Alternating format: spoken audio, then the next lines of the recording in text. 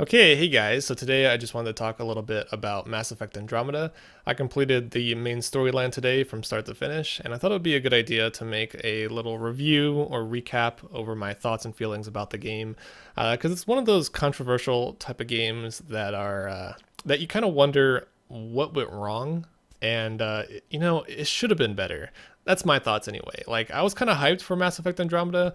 I played through Mass Effect 1. I didn't play Mass Effect 2 or 3, but I loved Mass Effect 1, and I really thought after all these years, Andromeda would have been amazing. But unfortunately, it kind of fell flat, and there's a lot of reasons behind that. But let me just quickly summarize the story. You play as a guy named Scott Ryder. He is also called the Pathfinder. He's the leader of a group of colonists who are trying to colonize the Andromeda galaxy and find new worlds for human life and so forth. When you get there, you find out that the worlds that were supposed to be hospitable for life are now very dangerous, and the weather's all out of control. And the reason behind that is because there's these towers that were built by some sort of unknown race called the Remnant. It kind of reminds me of the Sentinels and the Forerunners from Halo, if you guys are familiar with the Halo story. But basically, this ancient technology is kind of terraforming and just messing up the world's weather. And somehow you have this power to interact with the Remnant technology, and you can deactivate the towers to make the worlds habitable again. So apart from that, there's this other race called the Ket. I like to call them the rock people because they kind of look like rocks. They kind of look like rock people, I'm not going to lie. They're the evil group. And the Ket are trying to take control of the Remnant technology and basically use it as a weapon to destroy life and destroy worlds. The Ket, the way they reproduce is by abducting other alien species, and then they do a process called Oops, I hit my mic. Sorry. They do a process called exaltation, which basically converts them into Ket, and they're kind of like mindless zombies once they turn into rock people. So basically, they go around from planet to planet, kind of destroying whatever life, whatever intelligent life is there, and they like take their genes and they convert them into Ket. So they're pretty much the evil ones. So throughout the game, you're battling with the Ket, and you're also trying to find worlds for your people to colonize. And basically at the end, just spoiler, you basically defeat the Ket, and you take control over the Remnant technology, and you make the whole galaxy peaceful again. So I guess I'll just begin what I think about the story. The story is okay. It's not bad. It's not good. It's kind of cliche in a way. But I wouldn't say it's terrible. It kind of reminds me a lot of the Halo storyline. A lot of space games have kind of a similar story to it, but I thought the Ket were kind of a cool race. You can definitely tell that they were evil, and it kind of reminded me of like kind of a crazy religious cult. Again, very similar to like the I forgot what they were called in Halo, the prophets. Yeah. Anyways, moving on. The story was okay. I don't have anything really bad to say about the story. It could have been better, but for the most part, it was all right. And in the end, you save the galaxy, and then all your people can colonize the galaxy. Hooray! Do do do do. So that's the main storyline summarized into a few sentences. So the game itself, I'm just gonna go through the positives first because I know this game has gotten a lot of hate. The gameplay itself was fantastic. You have a thruster pack, and you're able to move around very quickly, and you can get up close and personal with the enemies and take them out. Or you can stay back and you can snipe from a distance, and you also have a bunch of abilities. There's like a ton of abilities, different classes, and so forth. And honestly, the gameplay is pretty fantastic. I actually really enjoyed playing the game. Unfortunately, there's not a whole lot of gameplay. The way Mass Effect Andromeda is set up, it's like 80% dialogue and storytelling and meeting characters and so forth and traveling to different places just talking to people.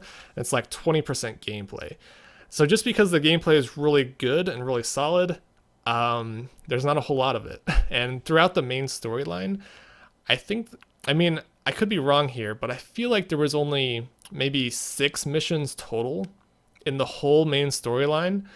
And Yeah, that just felt very limited. So basically, each mission is probably like 30 minutes or so. So you're playing for like, you play 30 minutes 6 times, so that's like 3 hours of actual gameplay, and the rest is just dialogue and running around doing random tasks for people. So while the gameplay was great, there wasn't a whole lot of gameplay, so that's a good side. It's a good thing and a bad thing. Secondly, visually, the game looked fantastic in my opinion, especially the worlds. Every world you go to is very vibrant, very well detailed. Some of the worlds were absolutely beautiful. But yeah, it seemed like they put too much effort into the graphics and not enough time into other areas. I'll get to that in a little bit. And then finally, the last like positive note is the boss fights were very fun. There wasn't very many boss fights. I think there was only like maybe 3 or 4 throughout the main storyline, but a couple of them were great. I loved fighting, I think it was called the Cardinal, and then there was one called the Archon Sword, and then there was another boss called, I forgot what the last boss was called, but the Archon, the end boss. That was a fantastic boss fight, really, really enjoyable. So the boss fights were very well done and very fun to play. So going on to the negatives, there's a lot of negatives, and I'm probably going to be missing quite a few.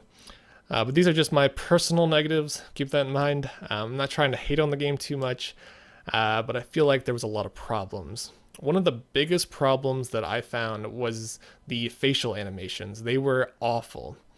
And there's 2 reasons why. One reason was it seemed like the heads of all the characters would stay completely still like this. They would not move, but their like mouths would talk and their eyes would be motionless. So it looked like they had no expressions on their faces, and at times they just couldn't. They looked like androids, just like they would just be like staring off into the distance. They wouldn't even be looking at each other part of the time. And that's, I'm going to go on to my other note on that. The eyes, whoever designed the eyes for Mass Effect Andromeda, I mean, I'm sorry, you need to stop working on the eyes, because the eyes were terrible.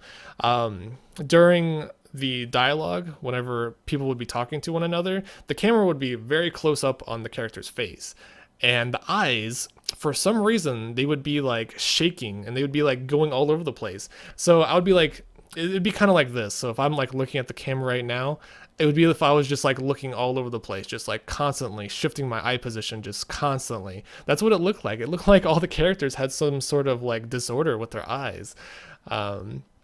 So the facial animations in general were just terrible, and a lot of the animations were not like that great, especially throughout the cutscenes and such, which is kind of surprising. You would think BioWare would do a better job with facial animations, because 80% of the game is facial animations. You're just talking to people. So that's kind of a shame, because it's just really a shame. A lot of the characters just had no expressions on their face. It felt disjointed with the player, like with me. I didn't feel any emotion towards any of the characters because they didn't show any emotion. So I didn't really care about any of the characters because they were just so dead in the eyes and in the face. And I don't know, like a lot of the times they weren't even looking at each other, and it's just really, really weird. I don't understand why.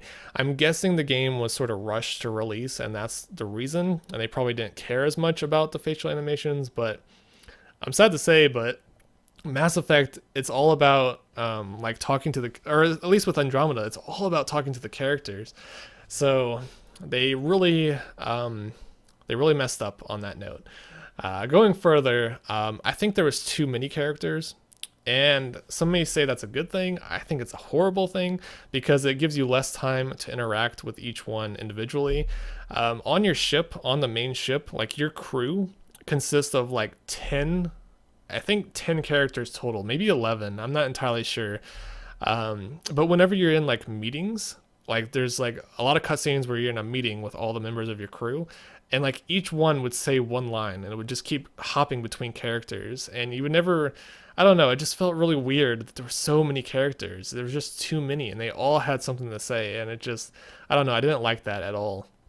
And another thing that was kind of crazy is you have a lot of squad members. And what I mean by squad members is you can take 2 members on a mission at a time.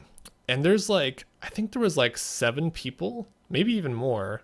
There was like between 6 to 8 people that you could bring with you on missions. The other squad members you would leave behind, which kind of felt a little weird during major story missions because some people wouldn't be there, other people would, and they would say a few lines. I don't know. It just felt strange. I really wish, like, in my opinion, they should have just had like 3 main characters, and those 3 squad mates would be with you throughout the entire game. I think that would have been a little bit better. You would feel a little bit more connected to those characters. But since you can just like swap out your squad mates on the fly, it just didn't really. To me, I didn't care about any of them, personally. Anyway, I don't know if that's making sense or not, but there were just too many characters throughout the entire game. Honestly, there was just tons of characters. There was too many, and some of the characters you would only talk to for like maybe 1 minute. There would just be like one scene, and then you would never see them again. It's just like, what's the point of even having them if you only talk to them once? And there's another character, which, okay, there's this one thing that I need to mention right now. I forgot her name. I think her name was Lexi in the game. She was the doctor of the ship. She was voiced by Natalie Dormer, I think. I think that's how you say her name, Natalie Dormer. She's from Game of Thrones. She's an incredibly well-known voice actor, or actor in general. She played in Game of Thrones, and she played the doctor on the ship of Mass Effect Andromeda. Her name was Lexi.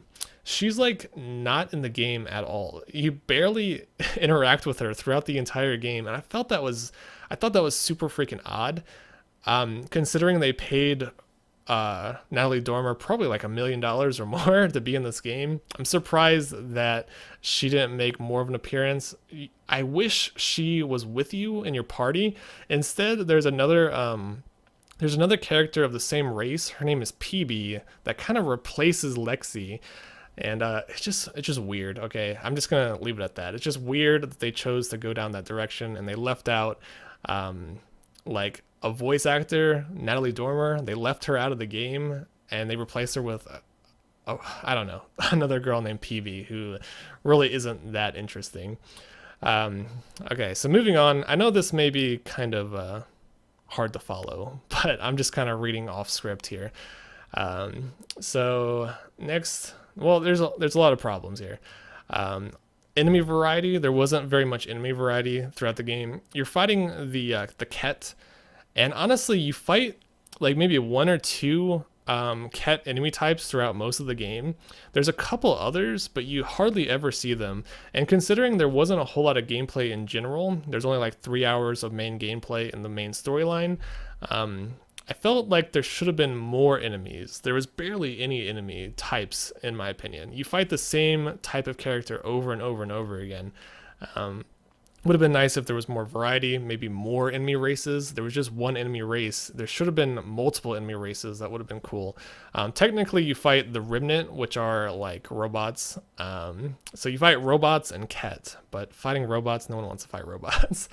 And moving forward, honestly, I don't know, like, I don't have any contact with the developers or anything, but I really feel like they were trying to make the game be sort of like Destiny or The Division. They were really going for, like, in my opinion, I think they were going for like an MMO appeal, or like include MMO elements. The single player campaign honestly felt like you should have been playing with other players. Every section, like every gameplay, every main mission, every room you would go in, you would find these little canisters on the ground, and they would have like 4 times full heals or 4 times max ammo. So you could just sit on one of these boxes, and you would be at max health and max ammo like indefinitely. And it was just really weird that they would put so many like full heals and max ammo canisters all over the place. They were literally scattered throughout every mission. There was like tons of them. Sometimes rooms would have multiple, and you would see maybe like 8 or maybe even 12 times max health canisters all over the place. And I'm just wondering, like, why. I didn't really understand why there were so many of those. It was just like health kits all over the place, and you constantly had full health, and you never had to worry about dying, and you never had to worry about ammo either, which was just strange to me. Also, the way the loot system works, it's all randomized.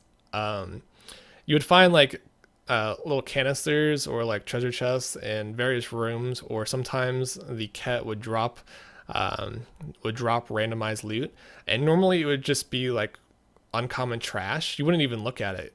You weren't even supposed to look at it, I think. You just pick it up. And sometimes you would find like an ultra rare weapon, and you were like, whoa, ultra rare weapon, awesome. But it was never like scripted.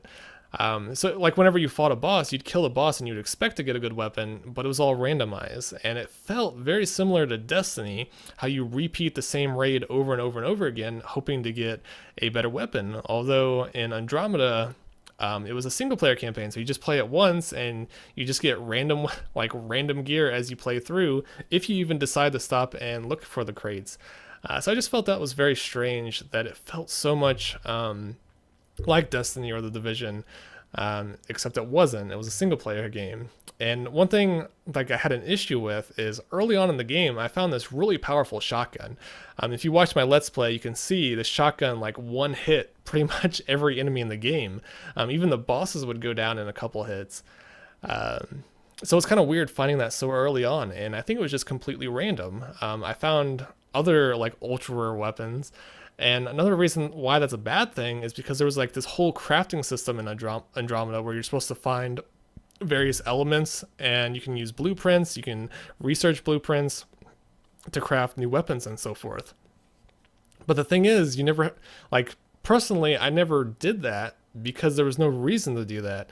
You would find super rare weapons just on a normal mission, and if you needed armor, you could just go to any of the hub worlds, and every hub world pretty much sold the same set of armor, which was very strange. And you just buy a full set of armor by selling some resources, and then you were set for the rest of the game. So it's kind of a shame.